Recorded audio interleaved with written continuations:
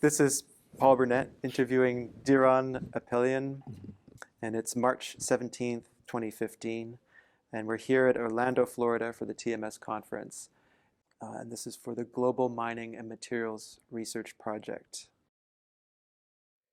So we were discussing the shift from Drexel to WPI, and it was a time for a change. So did you become a professor there? Did you change at WPI? Over? Yeah. Yeah. I was at Drexel, active in my research, Mm-hmm. but I was vice provost of the university. Mm-hmm. And it was a period where I was getting quite interested in the administration of the university, how it should be run. Right. I think you probably have seen a thread now from everything I've said so far, that I always had the interest in the business side of things, the applications. Yeah. How are things run? How are things made in addition to how are things run? So, and before vice provost, I was department head. There was also a wonderful period where we recruited a lot of people. I think I mentioned Roger Doherty and Michel Barsoum, Frank Coe. It was a growth area, growth time. So I learned a lot about administration, organizing universities, and the finances, and so it was natural. It was a natural progression. It was not something I sat down one day and said, I want to do this, Right. It was just a natural evolution. And when the recruiter called for the position of provost, which is the chief academic officer, it was attractive, enticing. So we thought about it. Is it a big move, changing from Pennsylvania to Massachusetts? But Massachusetts has always been an attractive state for us. I always loved New England.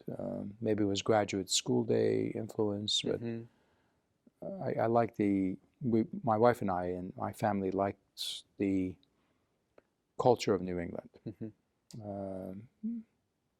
So I moved to WPI as provost, but of course with tenure as a professor in mechanical engineering.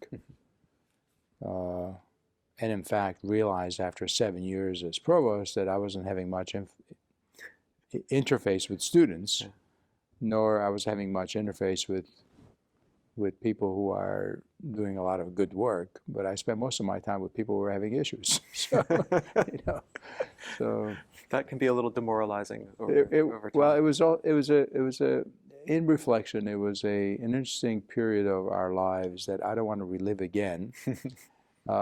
But it was an interesting and learning experience. So I'm thankful for that. And was your term 7 years, or was it a 5-year term? And it was No, there's no really term for provost. You serve at the pleasure of the president. Right. So I went there under one president, John Strauss. He left, so I stayed on as the interim, not the interim, I was still provost, but the interim president, Jack Brown, who's deceased now. And he was more of a figurehead in the sense of keeping things, just keep the ship afloat till they recruit the next person. Right. And essentially told me, you run the place. And so after Strauss, the provostship was a bit more pleasurable in the sense that we had more authority. Yeah. And some of the issues that were with the previous administration were gone.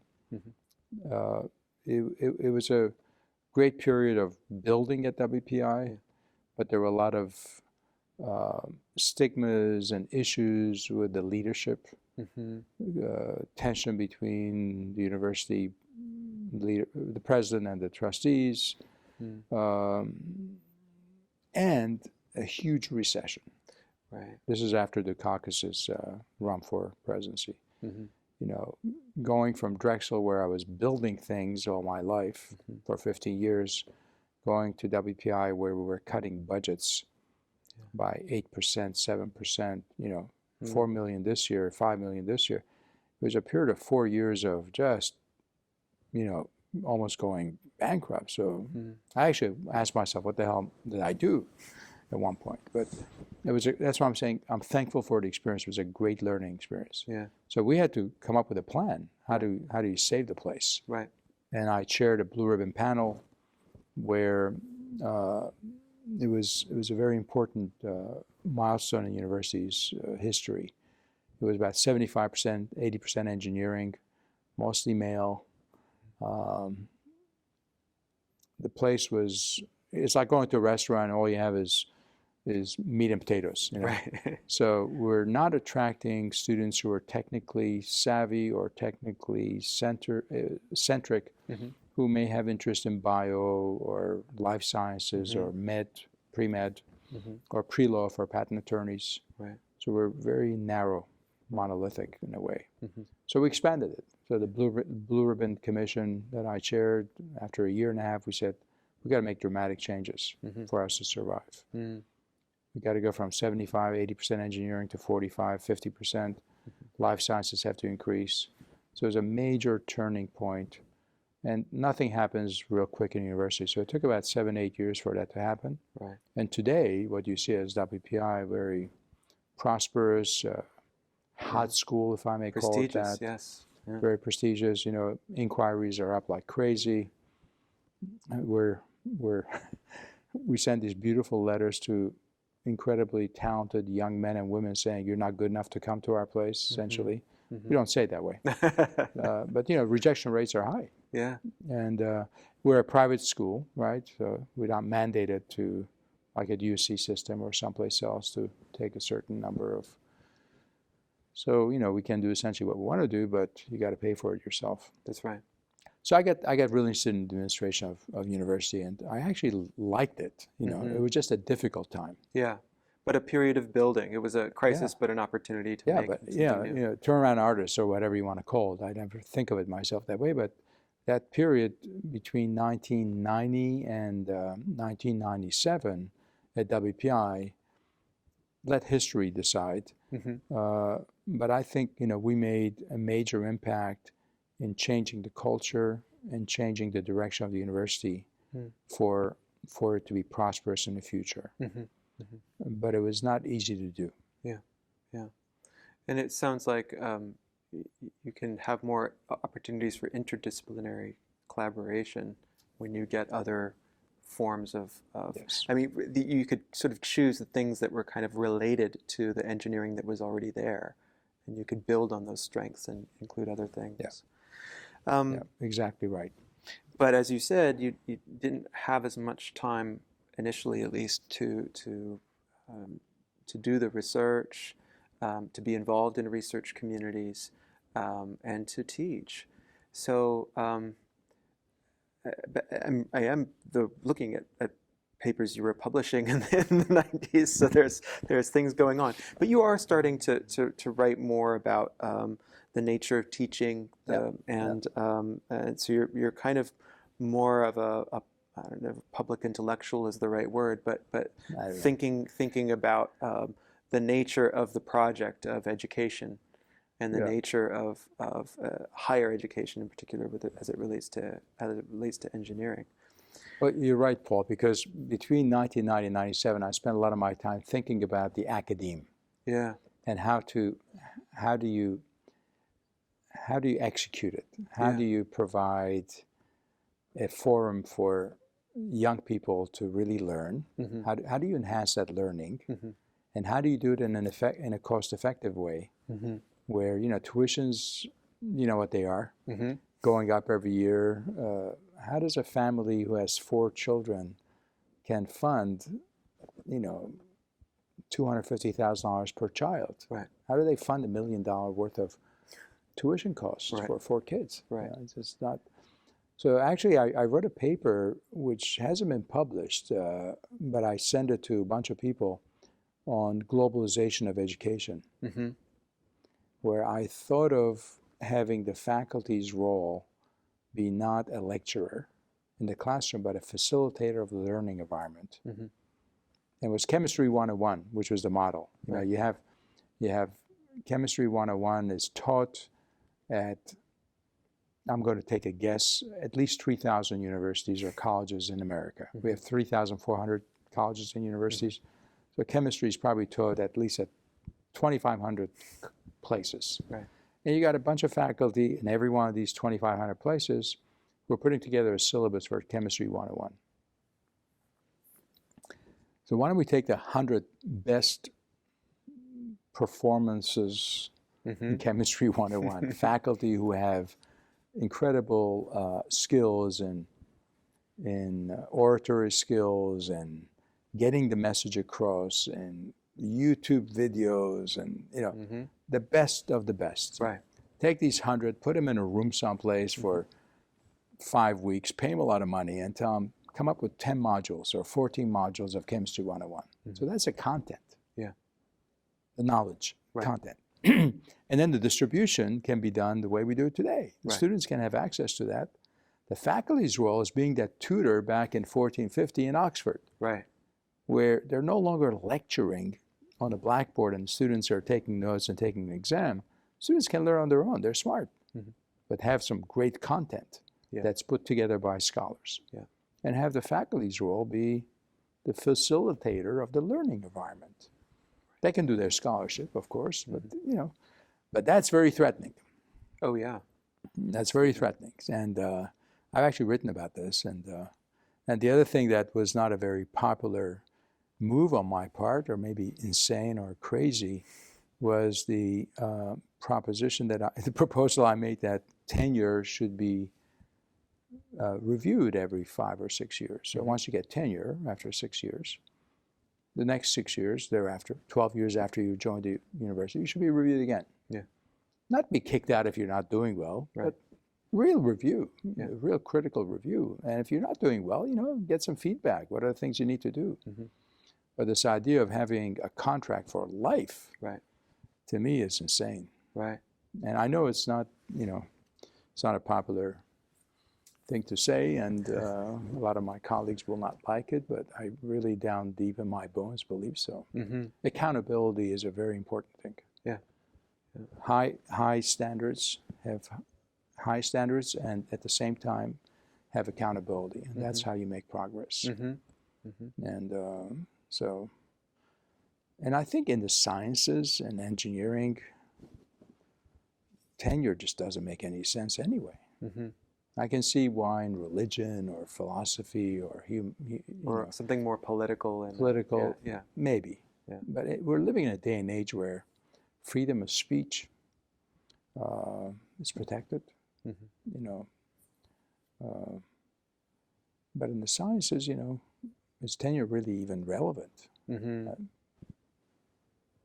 Especially, it also seems that, and there's more circulation, it seems, or maybe I'm not right about that, but engineers can move between the private industry and the academy. So there's not. So I'm not being critical of the academe. I mean, that's where I am. I love it. It's my place, if you will. I feel comfortable there, and it's my home. But I'm always looking at how we can improve things. The knowledge. A lot of people talk about a kind of service model for universities. Certainly at public university, officially you are supposed to be of service to the state, to the people. Right. But that seems to be part of what makes you tick as well, that you want to be of use to multiple communities. Exactly. And that's part of it, I mean, if you look at higher education in general, what America has that is it's unique is the community colleges. If you go back into history in terms of how community colleges were formed, it's a beautiful history. We haven't really leveraged that. Yeah.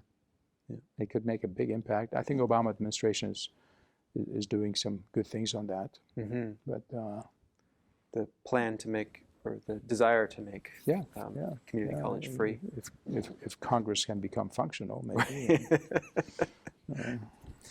So I would like to talk about, there's, we have some time to talk about more work in the science. Well, look, I'm only 69. Come back and talk to me 20 years from now. Yeah, we have some long-lived engineers. There's some very long careers I to hope I make evaluate. it that far.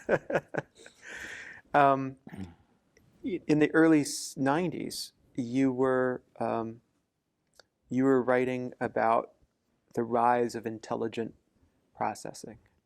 I think the paper title was "From Foundry Art to intelligent processing. So can you talk a little bit about that transition and what's at play there? Well, I forget that paper, but that's a good title. I came up with that, huh? Yeah, you did. The motivation was really the droplet consolidation. Remember the 3 bins so far? And there are a couple more coming as time goes by. But in the droplet consolidation technology, spray casting, plasma deposition, it became quite evident that there were so many complexities that how to control the process was not going to be a simple, simple thing. So I began to look at neural networks, fuzzy logic, how does a brain function, how do we know what to do, and how does that work?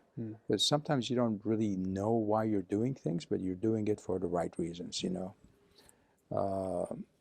So how is machine learning come into being? So intelligent processing really was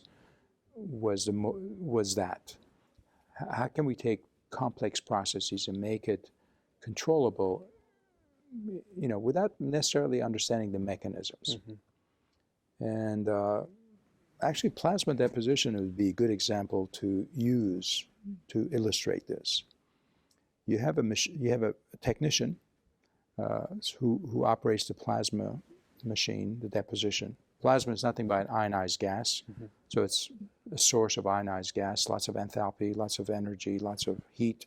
You put in the powders through it, it begins to not necessarily completely melt, but become warmer. And you have all this momentum transferred, because it's pushing out towards a substrate. So you have powders that are being deposited on a substrate. And a lot of variables, the powder size, the powder distribution, the temperature, the plasma speed, hundreds of variables. But a plasma operator who's been doing it for a while can tell you what knobs to change just by the sound, the decibel level of the plasma. Oh my God. They know whether things are not going right.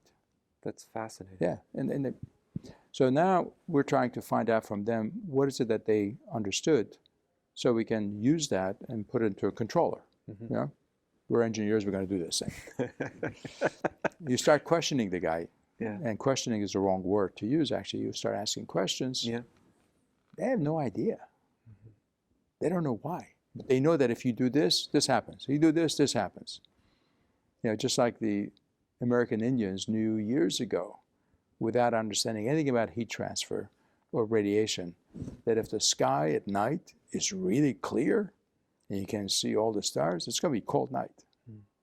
Versus a sky that's clouded, without understanding any of the scientific mechanisms of it. Similarly, the plasma operator knows exactly what to do. How do you take that and put it into a machine learning approach? How do you do it? So it's almost causal relationships. It's intelligent processing. Right. It's what works, what doesn't work, and creating a neural network, if you will, to control processes, just like the brain does. So it's in that example, there's a detective work. So what changes when the sound changes, and trying to figure that out, and then figuring a way to sort of automate that with some kind of, as you said, a controller. And also quality assurance versus quality control fits under that. Quality control is when you're making something, you check on the quality, and if it's not good, you reject it. That's what quality control is. Quality assurance is that at the end of the process, you don't have to do any quality control, because at every step you've done it. You've assured it as it's going through the process. And you do that through intelligent processing, you do it through controls. But the key thing is to know what is important. Right. What is important for me to measure? Right. I know I'm being philosophical here, but you can't control anything unless you can measure it. Right. That's why they have these scales in the bathrooms, which I hate. So Yeah, that's the frightening example. yeah. So if you can measure it, you can control it. Yeah. But then the question becomes, what do I measure? Right. And often, unfortunately, we measure the wrong things because there is a device that allows us to measure it, irrespective of it. Right. Oh, I can measure this. Okay, I'll use it. Do I really need that? Yeah. And we can make assumptions that because we're measuring one parameter, that we have it in the bag, that there's nothing else going on. Yeah. I think that Yeah. can be a real problem. So we talked about the sort of 5 buckets of areas. We're coming into a period now, mid-90s. There's a couple of things, I guess, the Materials Processing Institute. Can you talk a little bit about that? And Of course, yeah. It's an important one, in fact. And I need to segue to Drexel years, WPI, and the Metals Processing Institute. The Metals Processing Institute, let me just tell you what it is. It's an institute that, as the name implies, deals with metals and deals with processes that relate to metals. Okay, metal. So, and in fact, 95% of the time it's on metals processing. Maybe 5% of the time it's on mental processing. But it has a very clear mission, and we don't confuse ourselves that we do all things to all people. It's very metals related. Okay, it's not polymers or anything. We don't do. Of course, you can't exclude polymers, but our main interest is not polymers or ceramics. Right. It's metals. Okay. And within that, we have 3 centers. This is today now. Right. But I need to go back and explain how that happened. We have 3 centers. One is the Advanced Casting Research Center, which is a center dedicated to the casting industry. The members of the casting center are about 34 companies who've been with us for 30 years almost. And they represent casters. They represent people who use the castings, like the automotive industry. And they represent companies that make the metal that you use to make the castings. So it's a confluence of various segments of the industry. And we're the educational home for that industry. Companies pay a certain fee on a yearly basis, about $20,000 to $30,000 a year. Those monies go into the kitty, and they allow us to have projects that serve the needs of the members. So it's fundamental research with a utility or an application in mind. So the same model applies for the casting center, to the heat treating center, thermal processes, including plasma, cold spray. And the last center, the 3rd center, is the recycling and recovery center. So it's a big institute that I started, and I'm the head of it now. And close to 90 corporations are involved in the center. That's big. The way this started was way back at Drexel. I had a casting center, which was made up of about 12 or 15 companies, not 34. And when I was leaving Drexel to come to WPI, the chairman of the board of the 12 companies, they went to the dean. And they said, well, Apelian is leaving to go to WPI. What are we going to do? Are you going to hire somebody else to be in this area of metal casting and silicification processing, metal processing? Because, we like it here. We want to stay here. Unfortunately, the dean didn't say the right thing. He said, well, we probably are not going to replace him with another person of this kind because the interest was in probably somewhere else, nano, bio, whatever. I was not in the room, but I can only surmise what took place. So the chairman came to me and said afterwards, I remember, most of us don't live in Pennsylvania. We come here. Instead of flying to Philly, we can fly to Boston. So we're going to come with you. Take us with you.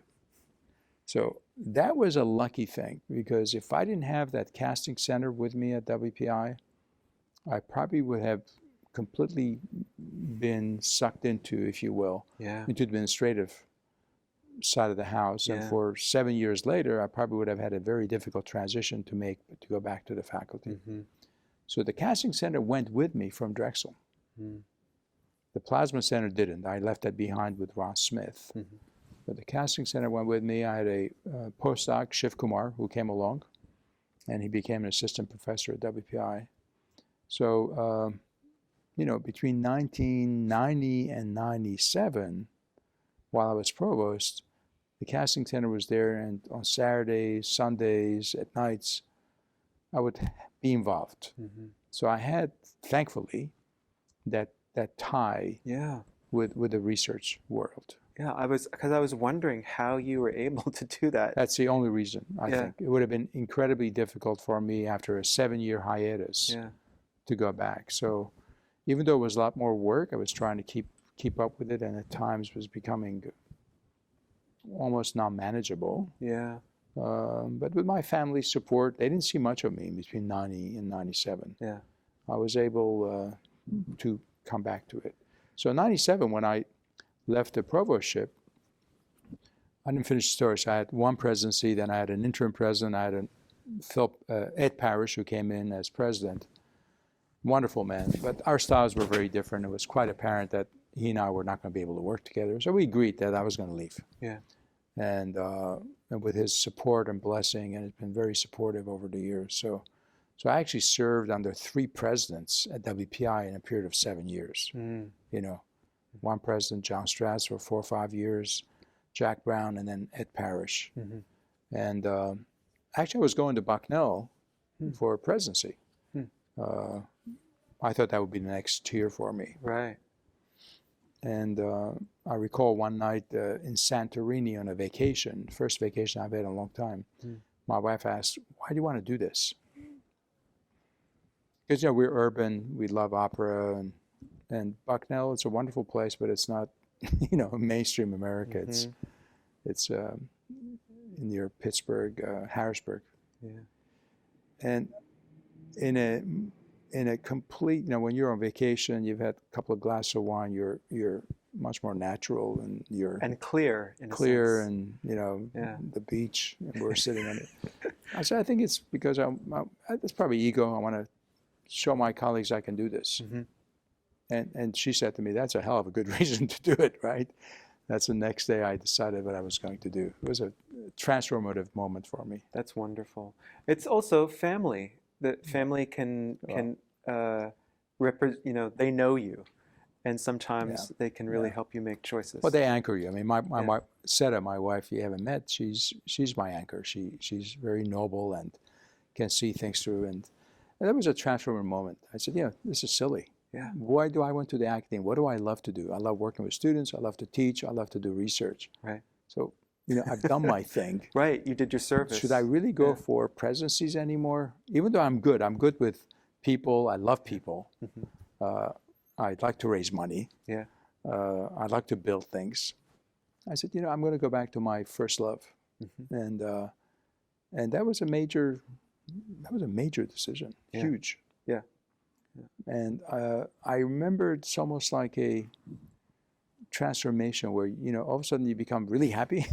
You know, you relieve some burdens. Because the provostship was in a tough era. You know, when you're cutting budgets all the time and rebuilding things, reconfiguring things, it's tense. Tense. So you were able to. I was able to jump right back in. And so that the Metals Processing Institute is. Then is fully established at in 97 when I came back to the faculty. Remember, I was going to leave. And then decided to stay after that conversation with my wife, and also the chairman of the board, Howard Freeman, came over one night. He says, "What the hell are you doing? We heard you maybe leave. We want you to stay here." So I stayed at WPI, and thank God I did. I love the place and my colleagues there. The casting center was there. I we hired Professor Makhlouf, who became a partner with me in building the casting center. And then we established a heat treating center about a few years later. And in 5, 6 years ago, we established a recycling center. Mm-hmm. So it didn't happen overnight, but between 1997 and today, 2015, over a period of time, we have now 3 centers. Mm-hmm. As I said, it's the largest industry-university collaborative in America. Over 90 corporations. Largest by number of corporations or largest by total investment? By number of companies. Yeah. Investments, I don't know, I haven't really done a calculation, but on a yearly basis, we're bringing about $3 million a year just from the fees of the companies, but then we supplement that with federal government support. Mm-hmm. Our portfolio comes from 3 places. Yeah. One is the fees that each company puts in to have the pre-competitive research projects that we have, very much fueled by their needs. Yeah. But fundamental, not job shop. Right.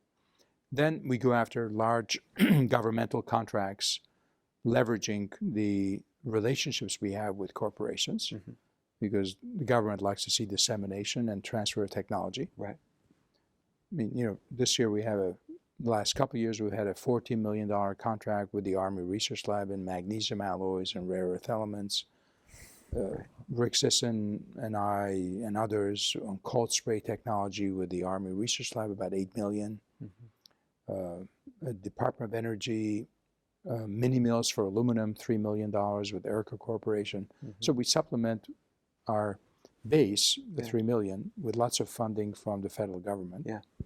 And then we do get involved in proprietary, more not pre-competitive, Right.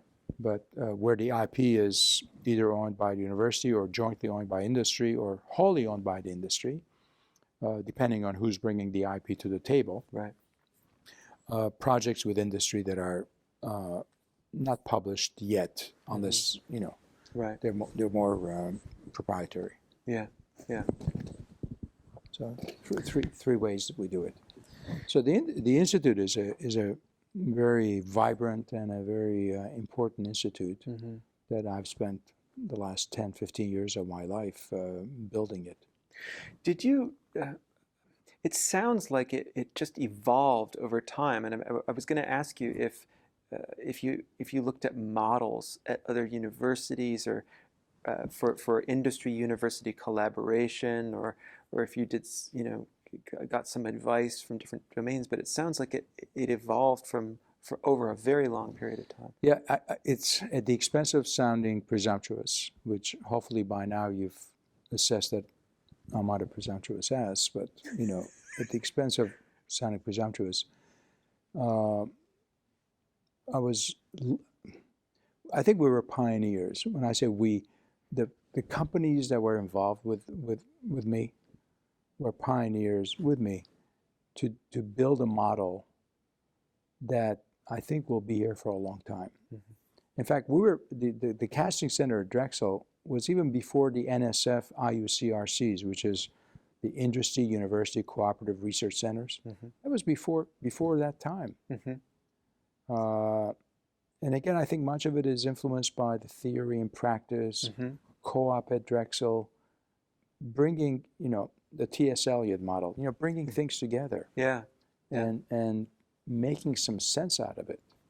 And do you think it's, when you say pre-competitive, is this important distinction, right? So that this is,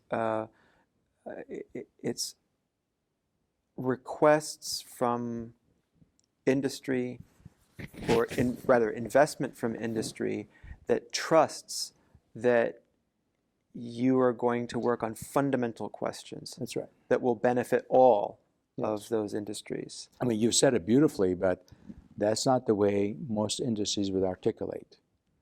You know about Henry Cheeseborough, the Open Innovation book, Open Innovation Concept at Berkeley. Well, that model is essentially what we've done 20, 30 years ago. But most industry doesn't think that way.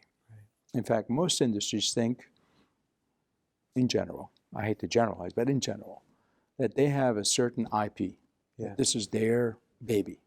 This is their crown jewel, if you will. And hell, they're not going to share that with anybody. They're going to protect that, as they should. Mm-hmm.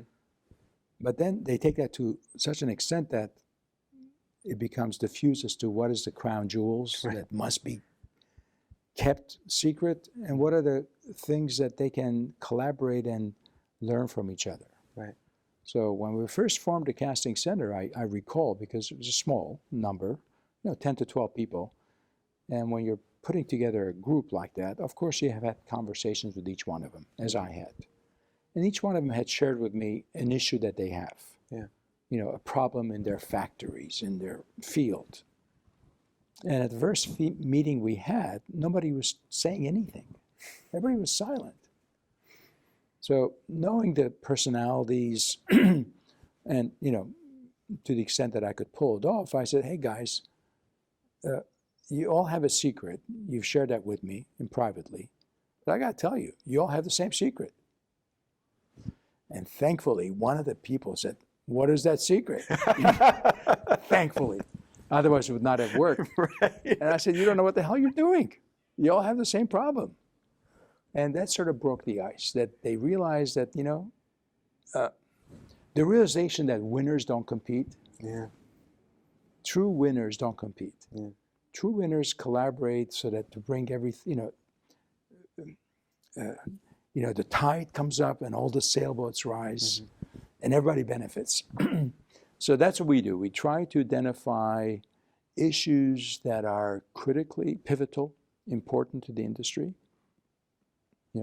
mechanistic, that if we really understand these things, we're going to be able to do all kinds of things. And Mercury Marine will do it for outboard engines.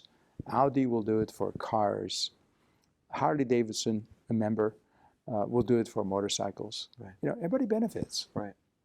Having data on crack initiation, crack propagation, and fatigue, and aluminum is a basic knowledge that everybody needs. They can use it any way they want to.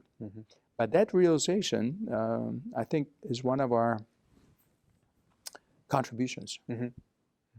That open innovation, by collaborating, we can all win. Yeah. And we can all advance. So it sounds to me that the industry has they've kind of figured out what can happen as a result of this collaboration. Has there also been a learning curve for the NSF and the federal agencies? I really can't speak for them. I think we've been a good model for others to emulate. I know so because others are actually wanting copies of our bylaws and how do we do it. We've had colleagues from other universities come to visit us and be guests at our meetings. We're very open about that. And they have to sign an NDA because some of the stuff that we discuss, we don't want them to get out. But, we're open about it. Let people come and see it. Right. And I've actually talked and presented at various forums as to how this model works, because we truly believe this is not something unique to us. It's a really good way of doing research and development. But the beneficiary is not really, the beneficiary, of course, is the industry. Yeah. Of course, the professors involved. But the true beneficiaries are the students. Yeah. Imagine, when I was doing my PhD, I know it was funded by DARPA. I didn't know exactly what the applications were. I didn't know who was going to read the papers I was writing. I didn't interface during my PhD with the end user of what I was working on. Yeah. All the students, the projects that I supervise or my colleagues at Metals Processing Institute supervise with their students, every one of the students meets twice a year with the industrial members, twice a year, if not more, because every 2 months there's a telecon with a group of industry members who are interested in that project. Feedback, input. Why are you doing this? Why are you not doing this? Have you looked at this? You're doing the wrong thing. Come to the plant. Come to see us. Spend some time with us. That integration of relearning. The students that come out are, they're ready. They're ready to run. And have contacts. Have contacts and confidence. And confidence and a holistic understanding of what they're working on and how it fits. they have no idea because they don't know what it's like not to do it that way, right? But it's just a fantastic model, and we're very proud of. Can I ask you about how some of that research has become important for resource recovery and recycling? Well, I mean, the resource recovery recycling is a fairly recent center, right? Yeah. So it's about 5 years old. In fact, this June, we will be celebrating June 2 and 3, not 2015, celebrating 30 years of the Casting Research Center, 30 continuously run years with the industrial base, 15 years of the Heat Treating Center, CHD, and 5 years of the Recycling Center, CR3. So 50 years. I sound old when I say that, but 50 years of, 50 times, a lot of meetings. Yeah, that's right. That's right. So the recycle, we talked about molten metal processing and casting. Yeah. We talked about droplet consolidation, intelligent processing. But the last few years, I would say, those all have continued, especially with the Casting Center and the Heat Treating Center within the Institute, the Metals Processing Institute. But more recent activities would be in the Center for Resource Recovery Recycling, which is a baby of ours now, and we have a lot of passion for it. And also, more recently, the additive manufacturing activities that we're doing. The Recycling Center, let me call it Recycling Center, though the emphasis really is not recycling, it's resource recovery and reuse. And people call that recycling, but it's a lot more than just recycling.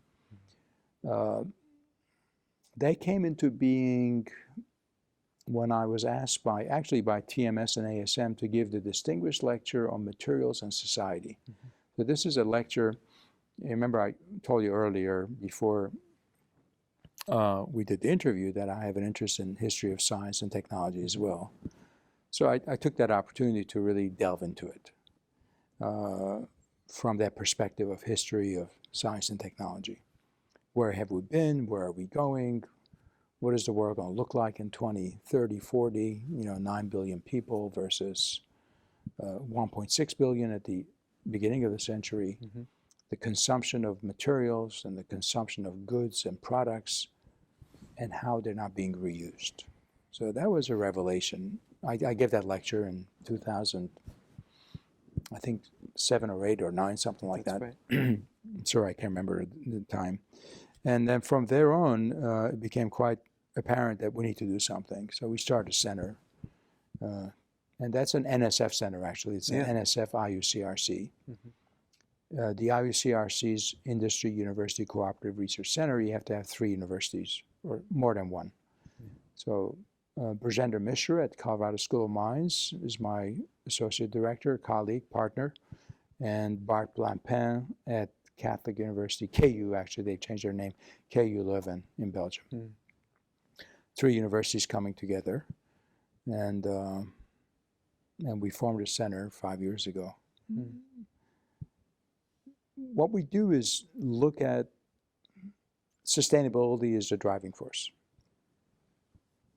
And what we did is looked at what is the most sustainable organism that we have, that we know of, and it's nature. Nature's been around a long time. And nature has certain attributes and characteristics that are dramatically different from the industrial world in which we live in. Nature doesn't have waste. The cherry tree, everything gets recycled, Nature is a closed loop system. In nature, there are a lot of subsystems. If you look at watersheds and all that, a lot of subsystems feeding each other. Holistic. And nature doesn't use that many elements. There are very few elements in nature. And the state of well-being in nature is equilibrium. So, I'm a capitalist, believe me. But we can learn from nature because in the industrial system, it's open loop, lots of waste, and the state of well-being is growth. Right. Can you imagine reading an annual report from a major corporation saying, equilibrium. We're equilibrium. Yeah. We haven't grown it down. We're exactly where we were last year. We've been the same the last 10 years. We're sustainable. Yeah, sure. That's what shareholders really love. But we can learn a lot from nature. So production waste, all the things that we make, aluminum, every ton of aluminum is made, we have 3 tons of red mud. What do you do with all this stuff? Production waste, consumer waste. My iPhone is a good example of it. What happens to it the iPhone has 59 different elements in it. We never had that kind of a product before. In the last 20 years, if you look at transformations, our products have become much more functional. We made things before because it was strong, high integrity, structural. Structural integrity, bridges, cars, lasted a long time. Today, the products we have a lot of functionalities. The iPad, the iPhone, your electronics, your television, which is a computer in a way. Laptops, computers, we didn't have those 30 years ago. Laser pointers, you name it. Right. Well, these functionalities come about because of the electronic nature of the elements, the rare earth elements, Right. They have very special characteristics, magnetic properties, and many others. Phosphorus, luminescence, LEDs. So we're using a lot more of these. So a lot of waste from production, post-consumer waste, which is now being reused, recovered, and reused as well. And then we have needs for sensors and controls to be able to do these things. So, and also the concept of manufacturing things meaning components that society needs and has a need for and wants, that can be, at the end of life, be disassembled easily. Right. We don't make any... We don't make that many things today. I was going to say nothing. We do make some. We don't make that many things that can be disassembled easily after life. No. Again, the iPhone, I hate to pick on Apple because I love Apple, but... No, but to treat that, it's you'd have to have really advanced metallurgy to take apart an iPhone to separate out all of those processes. To actually recover and reuse, you got to take the battery out. Yeah. That's the first thing you got to do. Because it's, it can explode. Yeah. It's a fire hazard. So you got to take the battery out before you can shred it and cut it and recover and reuse. Well, try to take the battery out of your iPhone. It's a closed system. Right. Purposefully. Right. You can buy a special screwdriver on eBay. Yeah. But should it be that way? Right. Right. Should we have things made in such a way that it can be easily repaired and not the need to repurchase a new one? Right. Could the things that we have are modular, where you don't have to rebuy a new one because it's good for the economy, but rather you just buy a module and So is that institute doing that kind of research in terms of how you can... Actually, our institute is doing 3 things. Okay. And some of them are more prominent than others, but we actually have our foundations on 3 things. That, again, this is just philosophically, maybe vision, whatever. One is education. The other one, the 3 legs of the stool. Education. The other one is policy. The third one is technology innovation. So most centers work on the technology side. But in this space of recovery of resources and recycling, it is, you need all 3 of those. And I'm not going to be abstract, I'm going to be specific. Educating people, this is very fundamental, that taking a battery, when it's used and you need to change a battery in your laptop or your mouse or your keyboard, you take the old battery and you throw it in the garbage can. Yeah. I've seen people do it. Yeah. That's a bad thing. Where does it go? Yeah. Batteries have a lot of chemicals in them. If they end up in a landfill and rains, all that chemical toxicity, landfills always leak. It's going to end up in the earth. It's going to come back and bite you. nail polish, paint removers. You don't put those things in the trash. Education. Right. Second one is policy, where the government puts a rule, there's a law, as to how to abide by it.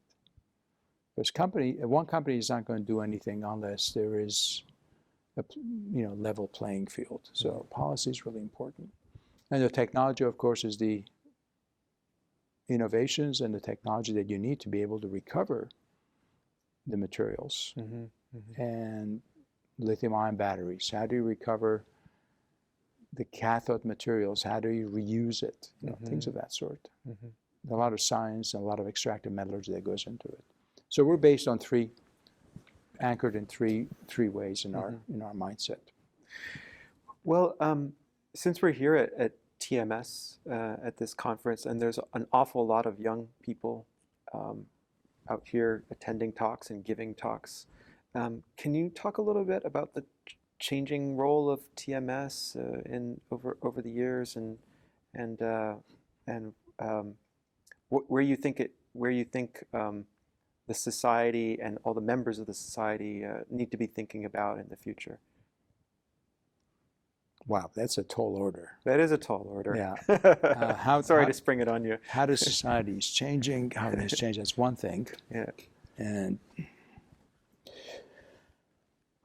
wow. Well, TMS is a global organization. 42% of the members are non-US. So it's a global organization. And it's a professional community where people come together to share with each other. There's an efficacy, almost like in the web, where people want to share with each other what they're working on. Yeah. Nothing mandates them, but there's that incredibly wonderful efficacy in scientists and professionals and engineers where they want to share with each other what they're doing and learn from each other. So that I think always will be there, and that's one of the most wonderful things about TMS. It's a community of learners coming together and learning from each other. Yeah. At the same time, making advances and having a voice. We have a voice on the Hill. We have a voice through our publications, and it's a place where professionals and pre-professionals, graduate students, before they become, in their career, have a home where they can learn from each other and be mentored by others who are in the profession. Right. So I think that has not changed. It just has gotten better. Yeah. Has gotten a lot better. A recognition of our membership is 42% non-US. In fact, we had a conversation last night that maybe every 5 years this meeting should be overseas. Why not? Florida is very foreign to me right now from Boston. I don't see any snow. That's right. So I think TMS hasn't changed in terms of its mission. It just has gotten better and better and more global. Yeah. I mean, there is a whole initiative with Latin America, South America, North America and South America. Our Canadian partners in the north, our Mexican and Latin American partners in the south, as well as Europe. That's global. In terms of the changes, we're living in an age where the young, we're talking about the young generation now, right. Not people who are my age or mid-career. The very young generation feels, again, generalizing, that they don't need to belong to anything because everything's available to them. Right. I can blog, I can twit, I can, all this stuff. So that's where the challenge for TMS is, and I think that's where we're making a difference in a successful way, that the things that TMS offers, the community that you see here, you can't blog this, you can't tweet this, you can't do Facebook. It's a completely different personal, face-to-face. Yeah. And it's all about relationships. You didn't ask me, but I mean, the reason the Metals Processing Institute is what it is today and why we have 90 corporate members, it's all because of relationships. Yeah. Yeah. They're not doing it because of my looks or, it's all about relationships. Yeah. Yeah. Doing what you say you're going to do. Mm-hmm. Being genuine and sincere about your motives and your mission, Mm-hmm. and delivering Right. on the promise. Right. Trust. Trust. Yeah. Relationships that are long-term. Mm-hmm. We're not looking for new relationships every day. Right. I'm not looking for a new customer every day. Right. So if you do things the right way, let's use the word customer, you'll have a customer for life. Mm-hmm. You don't have to look for a new customer every day. You have a long-term relationship. It's based on trust. Do what you say you're going to do. Deliver on the promise, Mm-hmm. and be genuine and give feedback. Yeah. But also hold people accountable. Right. And excel. So those have been probably. I don't think I had these like a compass when I was a younger person, but I think in reflection, those were the compasses that I had. Mm-hmm. Mm-hmm. I want to thank you for taking the time to sit with us and talk. Sure. It's been fun.